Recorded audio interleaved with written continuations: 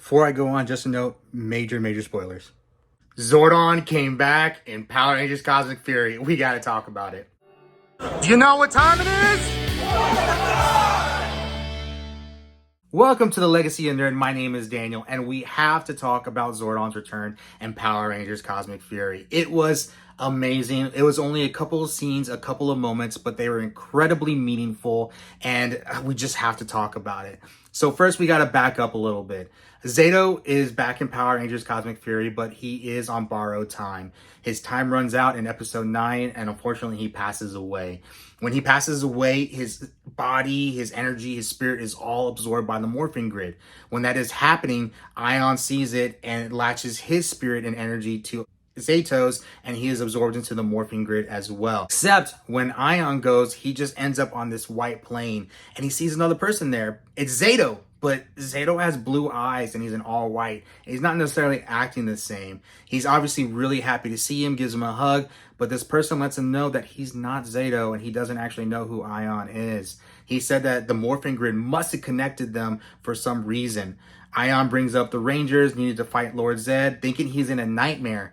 This person goes, Lord Zed, Rangers. These words are familiar to me. And we know right off the bat, we're seeing the blue eyes. This is Zordon. You get chills just thinking about it. Just seeing that scene was amazing. We were like, oh my God. And then we're seeing Russell Curry portray Zordon, but we all know that he is also like playing Zato. So we're kind of seeing Zato be Zordon. It was just a great moment. I'm getting chills right now just thinking about it. So cool. So Ion does ask if he can look into the morphing grid and see if Zato was there. Zordon says, I can, and he does. He senses Zato. He even says like the universe would be a better place with him in it, but unfortunately Zato's mortal life is over and there's nothing that he can do about it. Ion's really upset. He's wondering like what can he do, and unfortunately Zordon can't do anything. So Zordon says, I don't know what I'm supposed to do, but I do know I can send you back to your friends to help them. And he says, he makes this little comment and it just hits home. He says, there is something that I used to say in times like these. And he looks almost like confused, like he's trying to remember, but he smiles and he goes, may the power protect you. And oh my God, there's all the confirmation that we have that is Zordon. And my God, it was just so cool. Chills, just a perfect absolute moment if they could. They didn't necessarily bring Zordon back to life in the mortal world, but we did see him on this plane. He is obviously connected to the morphing grid. There's something seems more to be going on. So it was just really cool. We all know that Zordon passed away during the Z-Wave. We all know that Zordon spread his essence during the Z-Wave around the universe to rid it of evil and win the war against the United Alliance of Evil. But we have not seen Zordon since then. We've heard mentions of him. They've talked about him, but we have not seen Zordon. And we finally saw him come back almost, wow, 25 years later since his death, which is crazy. What does this mean exactly? Well, the answer is we're not really sure. And here's the weird thing. We know that Billy was trying to recollect all of Zordon's essence and bring him back, especially in that tube for Zordon. But that tube obviously reconstituted Rita's essence and we got Robo Rita instead. It was a whole big thing, the whole plot of Once and Always. But if Zordon's essence is starting to reconstitute inside the morphing grid, it is being done naturally. It's being done on its own rather than someone coming back and bringing it back. But here's the weird part, and here's the interesting part. Zordon doesn't know that he's Zordon, which is like a really interesting little tidbit here. It is almost like he is a ghost within the morphing grid. So towards the end of Cosmic Fury, we actually get a comment from the Morphin Masters that they don't know who this entity is and they don't know about anyone this powerful in the morphing grid. They are the Morphin Masters. They oversee everything with the morphing grid. So the question is Zordon connected to the morphing grid or is he part of the morphing grid? Is he like almost integrated into the morphing grid? We obviously know he has a big hand to play in the Power Rangers history. He has a lot of history with the morphing grid, basically an energy, good energy all around. So it makes sense for him to be part of the morphing grid itself now.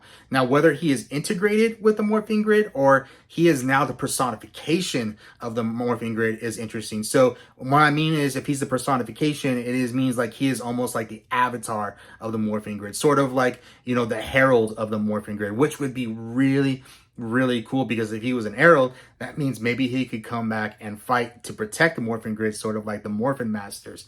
But it is like super, super interesting to know that the Morphin Masters don't know who this person is. And this person, this entity, Zordon, is still seemingly very, very powerful if he can go inside the grid and find Zato, who is essentially just a spirit within a large grid within itself, and can even sense that Zato was a good person and the universe would be better off with him in it. But he kind of makes a comment like, even I don't have the power to bring him back to his mortal life. So meaning like he has power up until that point, which is still incredible.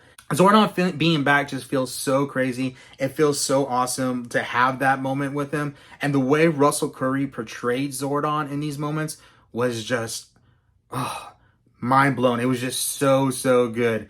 We get a moment at the very, very end where Ion is talking about the phrase, "May the power protect you." And Billy was like, "What?" He was like, "Wait, what?" And we all know that Billy's goal is to bring back Zordon. And Billy just obviously had himself a mind blown moment. So just some really cool, it was not even probably a full 2 minutes, these scenes that Ion had with Zordon. But again, like they hit home so, so well. They hit nostalgia for all of us. They hit us in the feels, because Zordon was essentially the father figure of the Power Rangers. And back then we saw him as the father of the Power Rangers.